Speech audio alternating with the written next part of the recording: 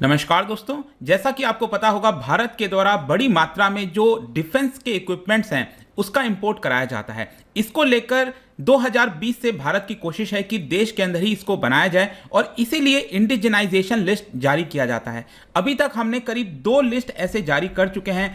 आज defence ministry के द्वारा तीसरा जो लिस्ट है उसको जारी किया गया है, जिसके तहत 100 से भी ज्यादा जो डिफेंस आइटम्स हैं उसके इंपोर्ट पर बैन लगाया जा रहा है। ये आप देख सकते हो, self reliance in defence sector, third list for indigenised military platforms to be release. तो ये रिलीज कर दिया जा चुका है। इसको हम डिटेल से समझेंगे, इससे फायदा क्या होगा, काफी कुछ जानने को है। लेकिन उसके पहले ध्यान रखिएगा, अगर आप आरबीआई ग्रेड बी का एग्जाम की तैयारी कर रहे हैं, बहुत ही जल्द इसका एग्जाम आने वाला है, तो यहां पर बहुत ही कम दाम पर अगर आप कोर्स अवेल करना चाहते हैं, आज के लिए ऑफर है। सिर्फ यहां पर आपको कोड इस्तेमाल करना है अंकित आरबीआई, और इससे आपको सबसे कम दाम पर ये जो कोर्स है वो मिल जाएगा हमारे वेबसाइट पर या फिर हमारे ऐप पर। बाकी कोर्सेज के लिए आप ये वाला अंकित 33 कोड इस्तेमाल कर सकते हैं। इसके अलावा अगर आप एमसीक्यूज अटेम्प्ट करना चाहते हैं तो मेरे इंस्टा पेज पर जाइए, वहां पर स्टोरीज में जितने भी एमसीक्यूज हैं उसको आप अटेम्प्ट कर पाएंगे।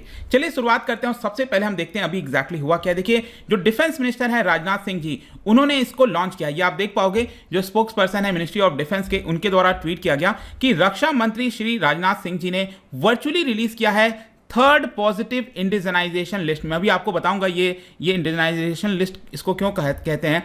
लेकिन यहां पर जो मेजर इक्विपमेंट और प्लेटफॉर्म्स हैं उसको देश के अंदर ही बनाया जाए, ऐसी कोशिश है यहां पर। और ये जो लिस्ट जारी की गई है 100 से ज्यादा आइटम्स की, इसमें बताया जा रहा है कि दिसंबर 2025 आते आते इसका जो भी मैन्युफैक्चरिंग है पूरी तरह से वो भारत के अंदर होने लगेगा। तो चलिए सबसे पहले तो हम ये समझते हैं कि ये पॉजिटिव इंडिजिनाइजेशन लिस्ट होता क्या है। देखिए, ये एक ऐसा लिस्ट होता है, मतलब जिसमें डिफेंस रिलेटेड आपको कई सारे इक्विपमेंट्स देखने को मिलेंगे जिसको हम भारत के अंदर ही मैन्युफैक्चर करना चाहते हैं, उसको डेवलप करना हुआ, उसका डिजाइन करना हुआ, उसकी मैन्युफैक्चरिंग हुई। वो 2020 से 25 के बीच में अलग अलग समय पर सरकार इस तरह की लिस्ट जारी करेगी। इसी को कहा जाता है पॉजिटिव इंडिजिनाइजेशन लिस्ट। और इसमें ऐसा नहीं है कि कोई छोटे मोटे इक्विपमेंट्स आते हैं, कोई सिंपल इक्विपमेंट आते हैं। इसमें आपको जो हाई टेक्नोलॉजी वाले वेपन्स हैं, चाहे हम लाइट कॉम्बैट हेलीकॉप्टर्स की बात करें, लाइट कॉम्बैट एयरक्राफ्ट की बात करें, आर्टिलरी गन्स हो गया, व्हील्ड आर्मर्ड फाइटिंग व्हीकल्स हो गए, ये सारे जो सोफिस्टिकेटेड वेपन्स होते हैं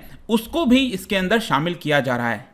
और बेसिकली होता क्या है कि इस लिस्ट को डिफेंस मिनिस्ट्री की वेबसाइट पर डाल दिया जाता है ताकि वो विजिबल हो, हमें पता रहे कि हमारे देश के अंदर हम कौन कौन से डिफेंस इक्विपमेंट्स को बनाने की कोशिश कर रहे हैं। और कोई भी अगर प्राइवेट सेक्टर इंटरेस्टेड है उसको बनाने के लिए तो डेफिनेटली उसको बना सकता है, और भारत सरकार भी उसमें काफी हद तक मदद करेगी। तो बेसिकली आप यूं कहिए कि इसका जो ओवरऑल ऑब्जेक्टिव है कि हम जो भी आइटम्स इंपोर्ट कराते हैं उसकी मैन्युफैक्चरिंग देश के अंदर करें ही करें, मतलब कि हमारे देश में ही उसकी मैन्युफैक्चरिंग हो, लेकिन इसके साथ साथ हम एक्सपोर्ट पर्सपेक्टिव से भी ये जो लिस्ट है उसको निकालते हैं। और आपको पता ही है कि Bharat it is one of the largest importers of arms globally, और बताया जाता है कि अगले 5 साल में हम करीब $130 बिलियन खर्च करने वाले हैं वेपन्स पे। तो इतना बड़ा अगर वेपन्स खर्च होगा तो जरूरी है ना कि हम सब कुछ बाहर से ही ना मंगाएं। अगेन आपने देखा होगा जो अभी रशिया यूक्रेन का वॉर चला, भारत को चिंता इसलिए हो गई क्योंकि रशिया जो है वो अपना सारा इक्विपमेंट्स कहां पर डाइवर्ट कर रहा था, यूक्रेन की तरफ डाइवर्ट कर रहा है। तो कल के डेट में अगर चाइना और भारत में कुछ भी हो जाता है तो भारत किसके ऊपर डिपेंडेंट रहेगा, क्योंकि रशिया से क्या वो आ पाएगा, नहीं आ पाएगा। देखिए, रशिया एक रिलायबल पार्टनर रहा है भारत का, लेकिन ये चिंता रहती है समय समय पर। तो इसी की वजह से आत्मनिर्भर बनना एटलीस्ट डिफेंस में तो बहुत ज्यादा जरूरी हो गया है। लेकिन यहां पर ये जो थर्ड लिस्ट जारी किया गया है ये बनाया गया है बेसिकली पहले 2 लिस्ट के ऊपर। मतलब कि पहला जो लिस्ट है वो निकाला गया था 21 अगस्त 2020 में, जब कोविड का समय चल रहा था। फिर आगे चलकर 1 साल बाद मई 2021 में दूसरा लिस्ट निकाला गया था। तो पहले लिस्ट में करीब 101 आइटम्स बैन किए गए थे, दूसरे लिस्ट में 108 आइटम्स बैन किए गए थे। तो पहला लिस्ट में आप देख सकते हो यहां पर कौन कौन से आइटम्स को बैन किया गया था। इसके अंदर कन्वेंशनल सबमरीन्स भी आपको देखने को मिलेगा, और जो दूसरा लिस्ट है उसके अंदर भी आपको कई सारे सोफिस्टिकेटेड आइटम्स यहां पर देखने को मिल सकते हैं। अब हम बात करते हैं आज ये जो तीसरा लिस्ट जारी किया गया है, इसमें जैसा मैंने आपको बताया 100 से ज्यादा कॉम्प्लेक्स सिस्टम्स जो आइटम्स हैं वो आपको देखने को मिलेंगे। फॉर एग्जांपल मैं आपको बताता हूं, जैसे वेपन हो गया, नेवल यूटिलिटी हेलीकॉप्टर्स हो गए, naval utility helicopters, anti ship and anti radiation missiles हो गए। इस तरह के वेपन्स को यहां पर शामिल किया गया है ताकि इसका मैन्युफैक्चरिंग हम भारत में ही बनाएं, मतलब इसके इंपोर्ट पर बैन लगा दिया गया है। हम भारत के अंदर ही इसको बनाएंगे और अगले 5 साल तक कोशिश करेंगे कि यहां पर इसका जो ऑर्डर्स है वो पूरी तरह से भारत में आ जाए। अभी देखिए, इसमें यह बताया जा रहा है कि ये 100 जो आइटम्स इंक्लूड किया गया है, बैन किया गया है, उसकी वजह से अगले 5 साल में हो सकता है कि 2.1 लाख करोड़ का जो ऑर्डर है वो हमारे भारत के मैन्युफैक्चरर्स को मिल सकता है। और जैसा मैंने बताया कि पहले 3 लिस्ट को अगर आप मिला दोगे तो 300 से ज्यादा आइटम्स यहां पर हो जाते हैं जिसकी मैन्युफैक्चरिंग भारत में। अब मैं आपको एक एग्जांपल भी बताता हूं। देखो यहां पर बहुत लंबे समय से इंडियन आर्मी को जरूरत थी इंडियन लाइट टैंक की, क्योंकि अभी हमारे पास जितने भी टैंक्स हैं ना वो हैवी टैंक्स हैं। अब इसकी वजह से प्रॉब्लम क्या आ रहा था कि अभी जो भी कुछ हुआ था गलवान वैली में, लद्दाख के अंदर, तो उसमें क्या हुआ कि भारत के पास बहुत सारा टैंक मौजूद नहीं था कि हम उसको डिप्लॉय कर सकें। अब अगर आप देखोगे तो चाइना के पास तो वहां का उनके पास टाइप 15 टैंक्स देखने को मिलता है, लेकिन हमारे पास लाइट टैंक नहीं थे। जो हैवी टैंक होते हैं जो डेजर्ट एरिया वगैरह में अच्छे से राजस्थान में वो अच्छा काम करते हैं। अर्जुन टैंक आपने सुना होगा, रशिया से हमने जो टैंक मंगाया है, लेकिन वो हम लद्दाख जैसे हाई टेरेन में इस्तेमाल नहीं कर सकते थे और इसी के लिए भारतीय सेना को जरूरत थी 350 टैंक्स की।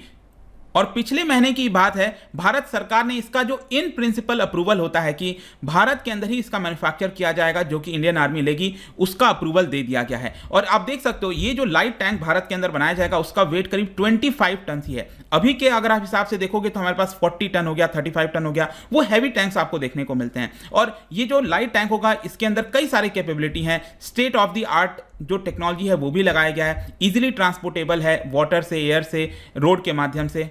और जो सबसे खास बात है कि इसको डिफरेंट टेरेन्स में डिप्लॉय किया जा सकता है। जो लद्दाख जैसे एरिया हो गया वहां पर भी इजीली डिप्लॉय किया जा सकता है। और इसको बनाने के लिए जो लार्सन एंड टर्बो, एलएनटी हो गया और जो साउथ कोरियन कंपनी है, दोनों मिलकर मोस्ट प्रोबेबली इसको भारत के अंदर बनाने वाले हैं।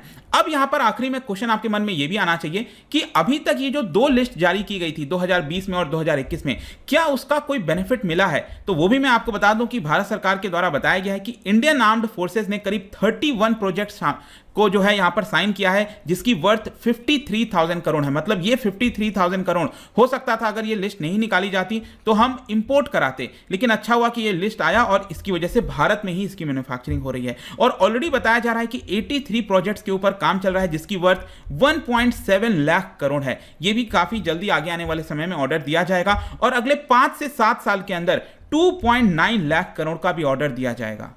तो आई होप कि आपको यहां पर समझ में आ गया होगा कि एग्जैक्टली ये जो लिस्ट है उससे बेनिफिट क्या हो रहा है क्या ये चीज। और यहां पर आप देख भी सकते हो जो सिप्री की रिपोर्ट आई थी लेटेस्ट, मैंने वीडियो भी बनाया था, इसमें भारत सबसे बड़ा इंपोर्टर है। यहां पर आप देखोगे तो हम 11% विश्व में जितना भी इंपोर्ट कराया जाता है विश्व दुनिया के द्वारा, कंट्रीज के द्वारा जो डिफेंस रिलेटेड इक्विपमेंट्स है उसमें 11% आपको भारत का देखने को मिलेगा। लेकिन इसमें आप एक ध्यान से चीज देखिए, 2012 से 16 के बीच में जो हमारा हिस्सा था वो 14% था और 2017 से 21 ये 4 साल में आप देखोगे तो यहां पर हिस्सा हमारा कम हो गया है, 11% हो गया है। मतलब कि हम जो इंपोर्ट कराते थे उसमें आपको कमी देखने को मिलेगी 21%, जो कि एक अच्छी बात है। तो हो सकता है कि ये जो लिस्ट निकाली जा रही है, बैन किया जा रहा है इंपोर्ट को, उसका एक बड़ा इंपैक्ट है ये। तो आई होप कि सब कुछ आपको समझ में आया होगा। जाने से पहले एक देखो इंटरेस्टिंग चीज मैं आपको बताता हूं।